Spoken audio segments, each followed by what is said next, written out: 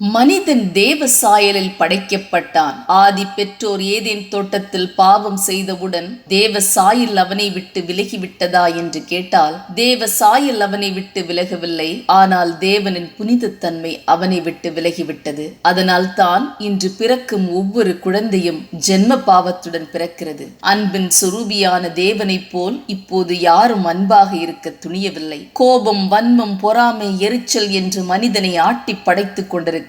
நாம் ரட்சிக்கப்படும் போது தேவன் நமக்கு மறுரூபத்தை கொடுக்கிறார். விசுவாசத்தில் வளரும் போது தேவனை துதிக்கும் பக்குவம் வந்து விடுகிறது. பரலோக தந்தையுடன் ஒரு உறவை வளர்த்துக் கொள்கிறோம். அவரை அப்பா என்று அழைக்கும் பாக்கியம் நமக்கு கிடைத்து விடுகிறது. பெற்ற தாய் உன்னை கைவிட்டாலும் நான் உன்னை கைவிடுவதே இல்லை என்று சொல்வார். நான் உன்னை விட்டு விலகுவதும் இல்லை, உன்னை கைவிடுவதும் இல்லை என்று சொல்லுவார். உன்னை தொடுகிறவன் என் கண்ணின் கண்மணியை தொடுகிறான் என்று சொல்லுவார்.